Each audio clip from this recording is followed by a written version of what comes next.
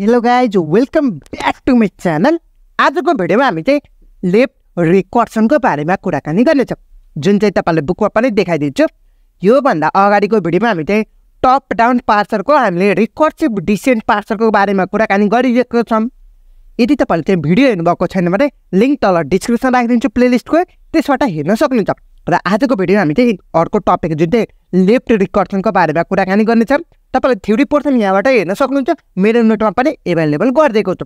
र यो चाहिँ हामीले दुईवटा इक्जाम्पलको बारेमा कुराकानी गर्नेछौँ।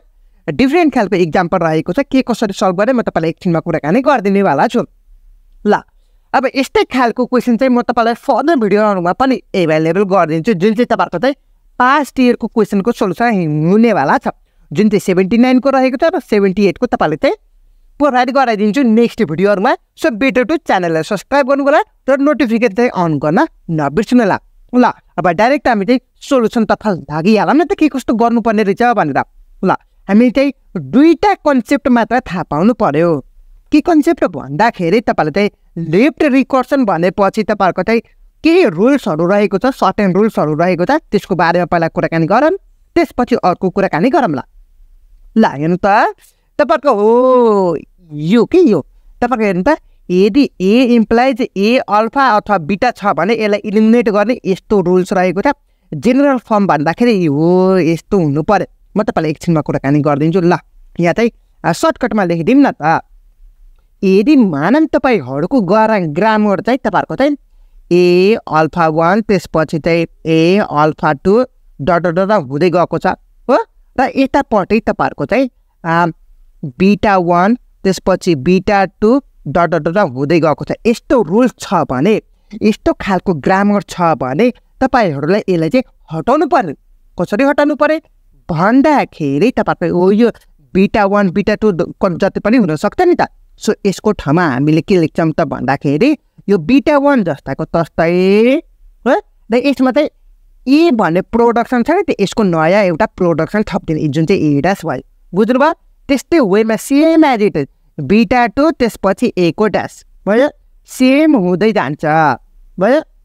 यो भयो। अब ए ड्यासको त नयाँ प्रोडक्सन छ, अब यसको चाहिँ पत्ता लगाउनु पऱ्यो नि त। ए ड्यास भनेपछि तपाईँहरूको चाहिँ यो अल्फा 1 अल्फा 2 मान्नु भएको छ कि छैन? यो अल्फा 1 अल्फा 2 जति पनि हुन्छ नि हो, त्यो चाहिँ टास्क दिने कुनसँग भन्दाखेरि ए ड्याससँग टास्क दिने। अल्फा 1 ए ड्यास त्यसपछि अल्फा 2 ए ड्यास हुन्छ, र तपाईँहरूको जति पनि हुनसक्छ, र लास्टमा चाहिँ तपाईँहरूको एक्सनल भनेर थपिदिने। यति मात्र रहेको छ तपाईँहरूको चाहिँ लेफ्ट रिकर्सन भनेपछि। अब यसैलाई सल्भ गरौँ न त, कसरी सल्भ गर्ने रहेछ भनेर है त। ल तपाईँहरूको चाहिँ लेफ्ट रिकर्सन पत्ता लगाउनका लागि तपाईँहरूको चाहिँ यो हेर्नु त, ए र ए छ नि त, यो अगाडिको सेम छ कि छैन चेक गर्ने है त। जस्तै कि लेफ्ट रिकर्सन हटाउनको लागि यसमा छ, यसमा पनि छ लेफ्ट रिकर्सन, तर यसमा त छैन लेफ्ट रिकर्सन। अब हेरौँ न त कसरी हटाउने रहेछ भनेर। बुझ्नुभयो? ल अब सेम एस्केप प्याटर्नमा चेन्ज गर्छौँ। ल हेर्छौँ त, यस इम्प्लाइज तपाईँहरूको चाहिँ बिटा 1 बिटा 2 जति पनि हुनसक्छ नि त। सो बिटाको काम चाहिँ यो पछाडिकोले गर्यो, जुन चाहिँ तपाईँहरूको चाहिँ फाइनल स्टेटले गर्यो भनेको कि तपाईँहरूको चाहिँ ए र बी छ नि त तपाईँहरूको चाहिँ होइन र हो, त्यसले काम गर्यो भन्न खोजेको छु। अथवा तपाईँहरूको चाहिँ सिम्पली तपाईँहरूको यो स्मल दुइटै स्मल भएको जति पनि छ त्यो चाहिँ बिटाले काम गर्छ भनेर बुझ्नु न, सिम्पल भाषामा भन्नुपर्दा। बुझ्नुभयो? ल अब यसैले सब यस्तो फर्ममा चेन्ज गर्छौँ। हेर्नु त, यो एबी छ, एबी जस्ताको तस्तै छ। अब तपाईँहरूको चाहिँ ए को छ, यहाँ चाहिँ तपाईँहरूको यस भन्ने प्रोडक्सन छ नि त। सो यहाँ जे भन्ने प्रोडक्सन छ त्यसको चाहिँ ड्यास थपिदिने, नयाँ भन्ने हुन्छ नि त। सो यहाँ यस छ, यहाँ चाहिँ यस ड्यास एउटा नयाँ थपिदिने। त्यस्तै वेमा बिए छ, यहाँ ड्यास थपिदिने, त्यसपछि ए छ ड्यास थपिदिने, त्यसपछि बी छ ड्यास थपिदिने भयो। यति काम भयो। अब यो ड्यास भन्नेलाई त चिनाउनु पऱ्यो नि त। यहाँ चाहिँ इन्ट्रोड्युस गरेपछि यसको के रहेछ भनेर त इन्ट्रोड्युस अर्को स्टेपमा त गर्नु पऱ्यो, नयाँ प्रोडक्सन त निकाल्नु पऱ्यो कि होइन र। ल हेर्नुहोस् है, यस ड्यास भनेपछि अब यसमा हेर्नु त, यो र योसँग कम्पेयर गरौँ त। अल्फा कसलाई मानेको छौँ त हामीले? अल्फा 1 र अल्फा 2 कसलाई मान्नु भएको छ त भन्दाखेरि तपाईँहरूको चाहिँ यो पछाडिको जति पनि छ नि त तपाईँहरूको अल्फा 1 अल्फा 2 को काम गरेको गरेन भन्नु त, काम त गऱ्यो अभियसली। सो यही काम गरिदिन्छु है त। अल्फा 1 को ठाउँमा यसको पाला है त। अब अल्फा 1 को ठाउँमा हामीसँग बी र सी छ, क्यापिटल बी स्मल सी छ र यहाँ चाहिँ तपाईँको ए ड्यास जुन चाहिँ यो जे प्रोडक्सन छ त्यसको ड्यास त्यही नै कपी पेस्ट भन्नुपर्छ। यहाँ यस ड्यास प्रोडक्सन छ यसमा पनि यस ड्यास हुनै पर्यो बुझ्नुभयो। ल अर्कोमा अब अल्फा 2 को काम कुनले गरेको छ भन्दाखेरि स्मल ए क्यापिटल बीले काम गरेको छ। अब यहाँ यस ड्यास भनेपछि यहाँ यस ड्यास त थप्नु पर्यो भयो, काम त सक्यो। अब लास्टमा तपाईँको चाहिँ एप्सनल थप्नु पर्यो भयो। ल यति त काम भयो। अब यो बीको काम छ, बीको चाहिँ कपी पेस्ट जस्ताको तस्तै गरिदिने, जुन चाहिँ यसमा केही पनि हटाउनु परेन, लेफ्ट रिकर्सनहरू केही पनि हटाउनु परेन बुझ्नुभयो। ल यति नै रहेको छ इक्जाम्पल नम्बर 1 को बारेमा। अब इक्जाम्पल नम्बर 2 को बारेमा पनि भनिदिन्छु, चिन्ता गर्नु पर्दैन। ल लेट्स सी अब यसको कुराकानी गर्नुपर्दा यी भन्ने प्रोडक्सनमा जुन चाहिँ सुरुमै प्रोडक्सनको कुराकानी गरौँ। लेफ्ट रिकर्सन भनेपछि यहाँ जेबाट स्टार्टिङ छ त्यसमै छ। यता यी भन्ने प्रोडक्सन छ, यीबाट स्टार्टिङ छ, यसमा पनि हटाउनु पर्यो।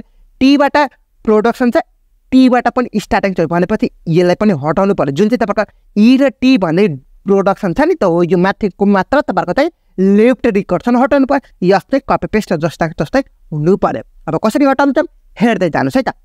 यो टी भन्ने प्रोडक्सन छ, यसलाई चाहिँ हामीले चाहिँ एउटा नयाँ प्रोडक्सनसँगै एड गऱ्यौँ हो। अब यो नयाँ भनेपछि त इन्ट्रोड्युस गर्नु पर्यो। के अरे इन्ट्रोड्युस के गर्छौँ त भन्दाखेरि यो प्लस यो अल्फा 1 को काम चाहिँ अब केले गर्यो भन्दाखेरि प्लस र टीले काम गर्यो। प्लस र टी भयो अल्फा 1 को काम, हेर्न सक्नुहुन्छ हो।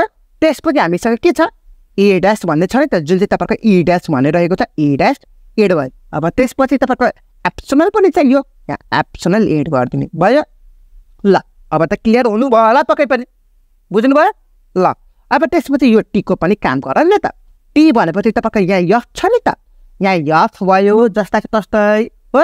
त्यसपछि यहाँ टी भनेपछि एउटा नयाँ प्रोडक्सन भयो जुन चाहिँ टी ड्यास भयो। अब तपाईँको चाहिँ टी ड्यासलाई पनि इन्ट्रोड्युस गर्नु पर्यो। टी ड्यासलाई चाहिँ तपाईँको चाहिँ स्टार, त्यसपछि यफ, त्यसपछि तपाईँहरूको चाहिँ टी ड्यास भयो बुझ्नुभयो। त्यसपछि लास्टमा एप्सनल भयो र यो यफ चाहिँ जस्ताको तस्तै कपी पेस्ट गरिदिने रहेछ, जुन चाहिँ ब्र्याकेट ई भयो। ल यति नै रहेको छ तपाईँहरूको चाहिँ लेफ्ट रिकर्सन हटाउने तरिका भन्न खोजिन्छ बुझ्नुभयो। ल हेर्नु त तपाईँहरूको चाहिँ बीटा 1 चाहिँ तपाईँको दुइटै स्मल बिए यिनीहरूकोले गर्यो यो भन्ने प्रोडक्सनमा। यता भने प्रोडक्सनमा तपाईँको यो यफ सरी यो टी र यो यफले गरेको छ। बीटा 1 बीटा 2 को काम गरेको छ भनेर बुझ्नु सक्नुहुन्छ। ल आजको भिडियो चाहिँ यति नै गरौँ। अब नेक्स्ट भिडियोमा म तपाईँलाई चाहिँ पास्ट इयरको क्वेसनको सोल्युसनको लिएर आउनेछु। सो फर द्याट च्यानललाई सब्सक्राइब गर्नुभएको छैन भने च्यानललाई सब्सक्राइब गर्न नबिर्सनु होला। सो यति भन्दै आजको भिडियो यही समाप्त हुन्छ। See you in the next video. Till then have a good day.